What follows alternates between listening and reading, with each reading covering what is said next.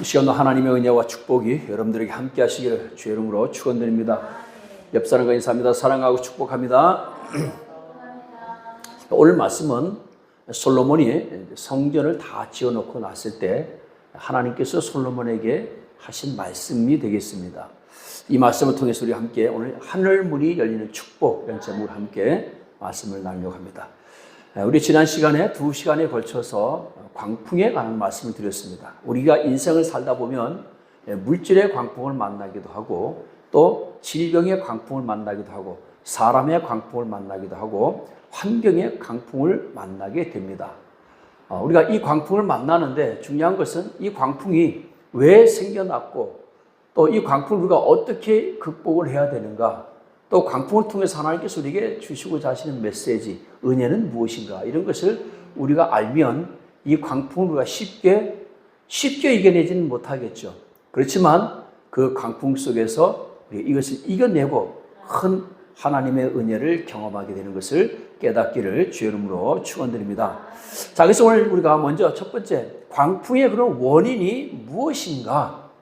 물질의 광풍, 사람과 질병의 광풍, 환경의 광풍이 우리를 덮치는 원인이 무엇인가? 우리 본문 말씀 읽은 것 가운데 17절 말씀 같이 13절 말씀을 우리 같이 함께 읽어봅니다. 시작. 혹 내가 하늘을 닫고 비를 내리지 아니하거나 혹 메뚜기들에게 토산을 먹게 하거나 혹 전염병이 내 백성 가운데에 유행하게 할 때에 그랬습니다. 자, 눈에 안 보이는 영적인 메뚜기가 토산을 갉아먹기 때문에 광풍이 일어난다는 것입니다. 그래서 토산이라고 하는 것은 땅에서 나는 소출을 말하는 겁니다. 특히나 그 시대 때는, 지금은 우리의 소출이 땅에서만 나는 것이 아니고 뭐 하우스에서도 나고 뭐 여러 가지 우리 소출이 나지만, 그러나 그 시대에는 무조건 소출은 땅에서만 나는 것이죠. 그래서 이 땅의 소출, 이 땅의 소산들을 누가? 메뚜기가 먹어야 돼요. 먹어치워버리는 거예요. 메뚜기가 다 먹어치워버리면 사람이 먹을 것이 없게 되는 것이죠. 그래서 이 네 가지 광풍과 토산은 어떤 관계가 있는가? 창세기 3장 19절 말씀을 이렇게 함께 같이 읽어봅니다. 내가 흙으로 돌아갈 때까지 얼굴에 땀을 흘려야 먹을 것을 먹으리니 내가 그것에서 취함을 입었습니다. 너는 흙이니 흙으로 돌아갈 것이니라 하시니라. 아멘.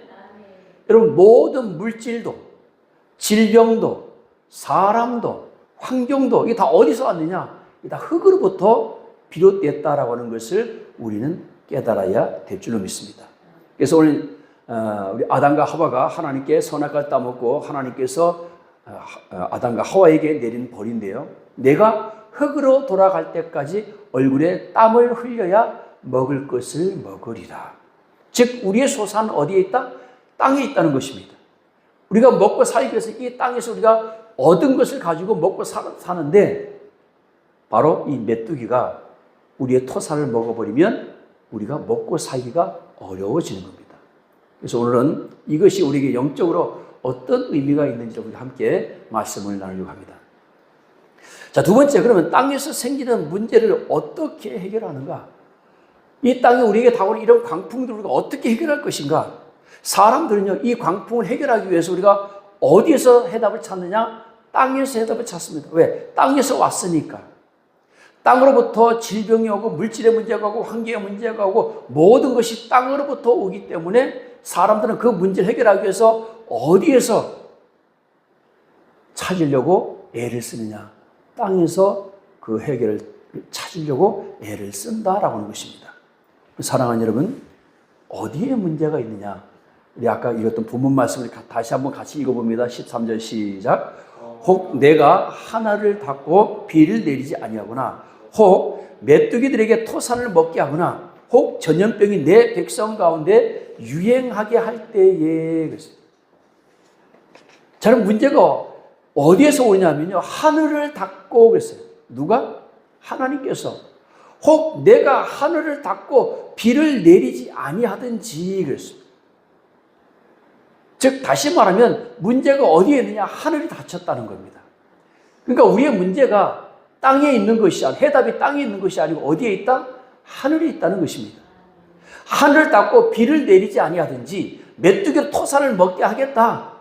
즉 하늘문이 닫혀 있기에 메뚜기가 극성을 부리며 토사를 먹게 되고 그 결과로 땅에 문제가 생기게 된다. 여러분, 우리는 메뚜기가 뭐 저 논에 가면 그냥 한두 마리 팔딱팔딱 뛰어다니죠. 그거 잡아서 먹기도 하는데 고소하고 맛있죠. 근데 이 아프리카나 이런 그 사막 지역에 있는 메뚜기들은 우리 나라에서 돌아다니는 그런 아주 귀엽고 이쁜 메뚜기가 아니라 크기가 우리 중지 손가락만 굵직굵직합니다. 이런 것들이 때로 몰려다니는데 새까맣게 하늘을 덮어서 몰려다니는데 이 때가 한 번 지나가면 초록색이 다 갈색으로 변해버려요. 초록색을 남겨두지 않고 다 먹어버립니다. 그러니까 이 메뚜기가 한번 지나갔다면 그 해 농사는 망하는 거예요. 그럼 여러분, 그 해 농사가 망하면 그 해만 굶는 게 아니고 그 다음 해까지 굶는 거예요. 왜? 그 다음에 또 씨를 뿌려서 또 농사를 지어야 먹을 것을 얻기 때문에. 그럼 그 다음 해에 다행히 그래도 풍년이 들어서 곡식을 많이 거두면 괜찮아요. 그런데 만약에 그 다음에 메뚜기는 안 하는데 흉년이 들었다. 비가 오지 않았다. 그러면 이게 기근이 심각해지는 거죠. 그렇게 기근이 심각해지면 아브라함도 어쩔 수 없이 애굽으로 내려가는 거예요. 곡식을 얻으러. 어쩔 수 없습니다. 왜? 그 시대는 먹을 것을, 지금도 마찬가지지만 곡식이 땅에서만 나오기 때문에 기근이 들어버리면 먹을 것을 구할 곳이 없게 되는 것입니다. 그러니까 메뚜기가 다 싹 쓸어서 먹고 가면 뭐만 남느냐? 그루터기만 남죠. 뼈대만 남죠. 그렇지만 시간이 지나면 어떻게 됩니까? 다시 싹이 나겠지요. 이게 바로 뭐냐? 우리 흔히 이제 희망의 신학이다. 그렇게 얘기합니다. 절망만 있는 것이 아닙니다. 아멘? 여러분, 이 성경에 절망만 있다면, 멸망만 있다면, 패배만 있다면, 사망만 있다면 성경이 아니죠. 그 가운데서 하나님 늘 우리에게 뭘 말씀하시느냐? 다시 사는 길이 있다. 그러다 우리가 희망의 신학이다. 그렇게 얘기합니다. 여러분, 삼손도 마찬가지죠. 머리가 잘렸습니다. 힘을 다 잃었어요. 블레셋에게 잡혀가서 두 눈이 뽑히고 연자맷돌을 매는 그런 신세가 됐지만 성경은 뭐라고 얘기합니까? 삼손의 머리가 다시 자라니라. 무엇을 얘기하죠? 다시 회복의 역사가 있다는 거죠. 다시 삼손이 힘을 얻게 될 날이 온다는 거예요. 이게 바로 희망의 신앙입니다. 우리 성경은 우리에게 계속 뭘 얘기하느냐? 희망을 얘기해요. 절망을 얘기하지 않습니다. 패배를 얘기하지 않습니다. 그러나 우리가 죄로 말미암아 이 땅에 메뚜기가 극성을 부리면 우리가 그 고통을 감수해야 된다는 것입니다. 여러분, 메뚜기는 상대를 가리지 않고 찾아옵니다. 아브라함에게도, 야곱에게도, 이삭에게도, 모세에게도, 요셉에게도, 다윗에게도, 엘리야에게도 성경에 나오는 특히나 좀 유명한 인물들에게는 메뚜기들이 다가오는데 더 강하게, 더 강력한 메뚜기들이 다가옵니다. 또 뿐만 아니라 세례 요한에게도, 예수님에게도 찾아왔습니다. 예수님께서 40일 금식하고 내려오니까 제일 먼저 누가 와서 반겨요? 사탄이 와서 반깁니다. 내가 하나님의 아들이거든. 이 돌덩이가 떡이 되게 해봐라. 내가 하나님의 아들이거든. 이 성전에서 한번 뛰어내려 봐라. 그러면 네 무릎이 땅에 닿기 전에, 무릎이 땅에 닿아서 깨지기 전에 천사들이 와서 널 받들 거 아니냐. 그 얘기 무슨 얘기인가? 그러면 모든 사람들이 당신을 메시아로 받들 것 아니냐. 그런 뜻이죠. 그럴듯하죠. 오늘 우리에게, 세례 요한에게도 예수님에게도 이런 시험이 왔듯이 오늘 우리에게도 이런 메뚜기가 온다는 얘기입니다. 아멘. 어려움 당하면 어려움 당할 때 메뚜기가 오고요. 내가 성공하면 성공했을 때도 메뚜기가 옵니다. 오늘 예수님께서 40일 금식하고 내려왔을 때 가장 먼저 내려와서 시험한 존재가 바로 사탄입니다. 그럴싸합니다. 돌덩이가 떡덩이가 되게 할 수도 있고 또 뛰어낼 수도 있지만 하지 않았습니다. 왜? 사탄의 시험이기 때문에. 근데 우리가 영적으로 그렇게 성공했을 때 또는 영적으로 큰 능력을 우리가 하나님께서 주었을 때 때로는 많은 사람들이 이 메뚜기에게 당하는 수가 있다는 얘기입니다. 오늘 사도 바울에게도 메뚜기는 무차별적으로 공격합니다. 자, 여러분, 이렇게 이 하늘 문이 닫히면 메뚜기가 이 세상에 내려와서 사람들을 가리지 않고 더더군다나 하나님의 사람들은 더 공격한다는 사실을 우리는 깨달아야 될 줄로 믿습니다. 그럼 어떻게 하면 우리가 이 메뚜기를 잡을 수 있느냐? 여러분, 우리가 우리나라를 예를 들면 우리 어릴 때는, 지금은 이제 우리가 막 논에 가서 메뚜기 잡는 게 없지만 옛날에는 그 논에 가서 메뚜기 잡아가지고 구워 먹으면 굉장히 맛있거든요. 그럼 그 메뚜기 언제 잡느냐? 새벽에 잡습니다. 낮에 잡으면 얘네들이 잘 날아다녀요. 근데 새벽에는 이슬이 내려가지고 그 가을에 찬바람에 이슬이 내려서 얘네들이 날개가 무거우니까 잘 못 날아요. 언제가 잡아? 새벽에 가서 잡는 겁니다.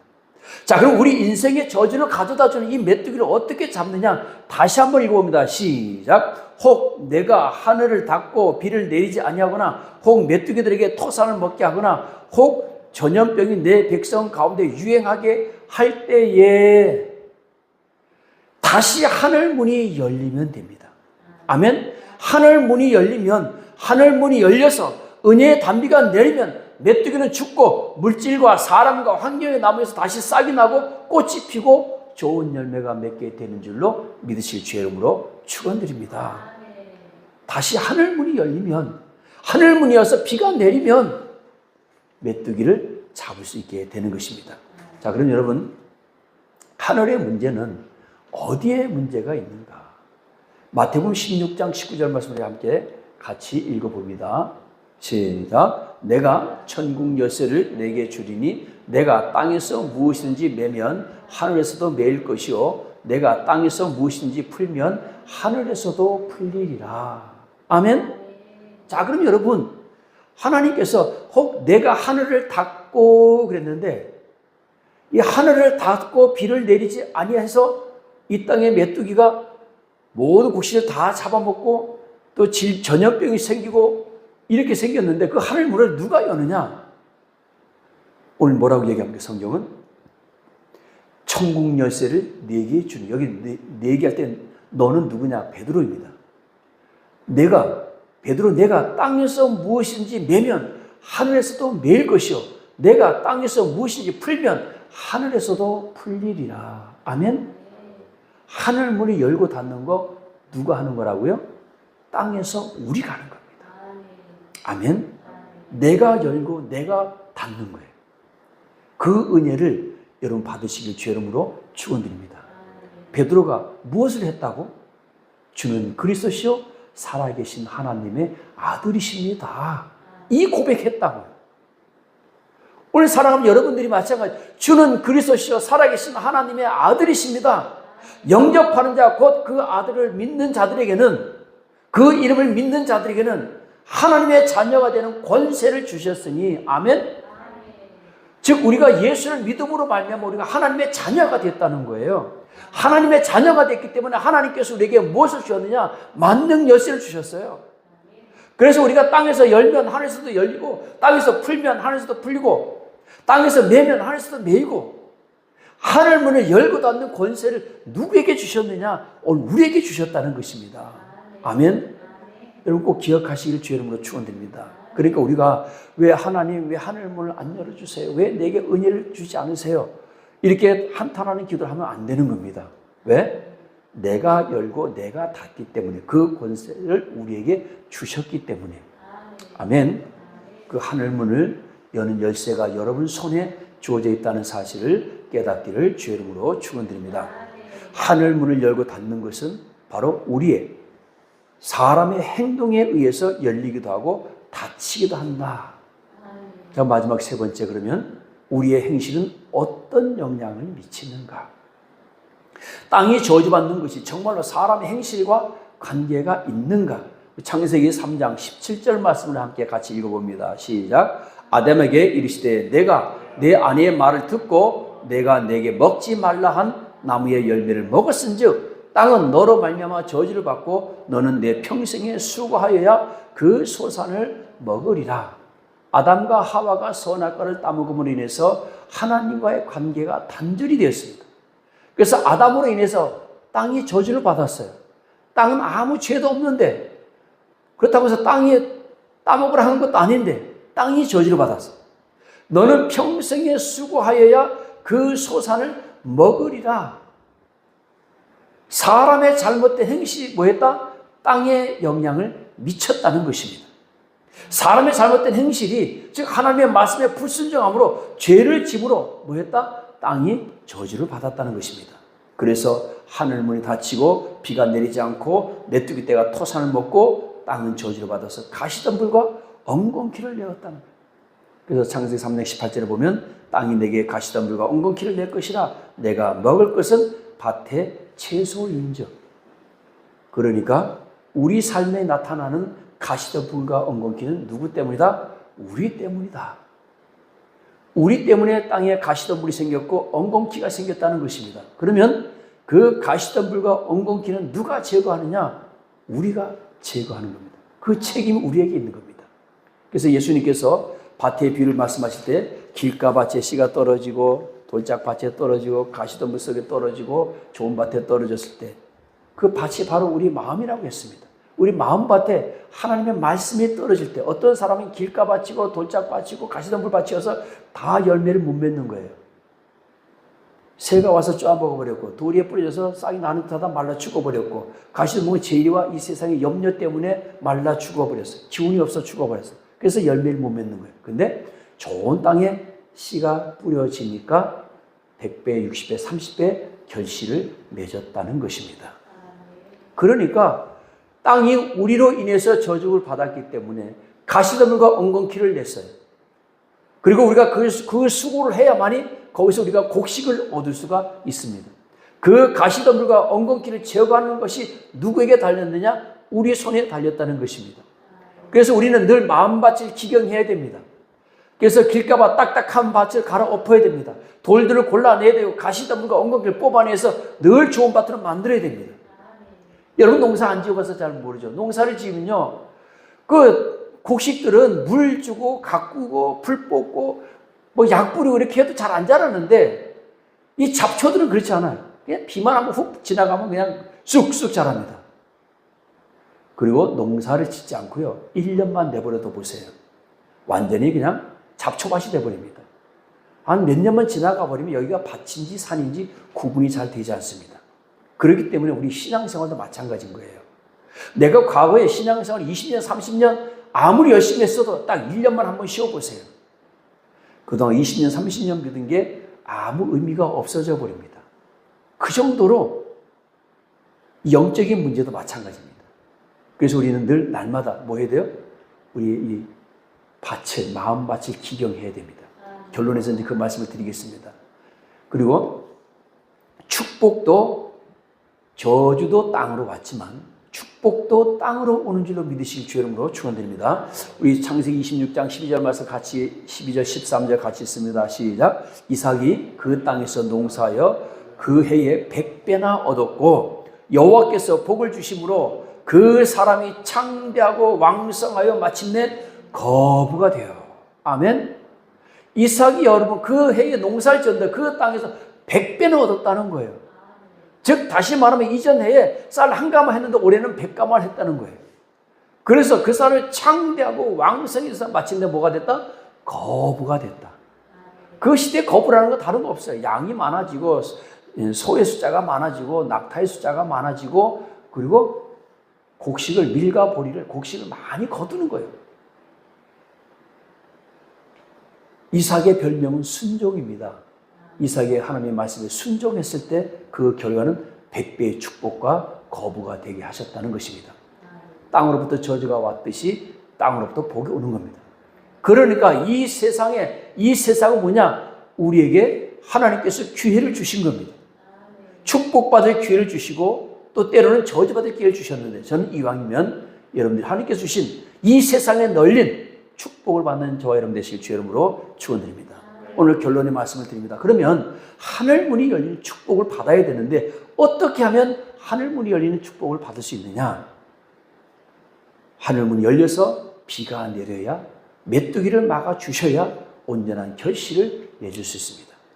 즉 비가 내리고 메뚜기를 막아주셔야 돼요. 황충을 막아주셔야 됩니다. 허탄한 것으로 물질이 흘러가지 않도록. 그래서 제가 늘 축복기도 할 때마다 황충을 금하여서 허탄한 것으로 물질이 흘러가지 않도록 막아주시고 기도하죠.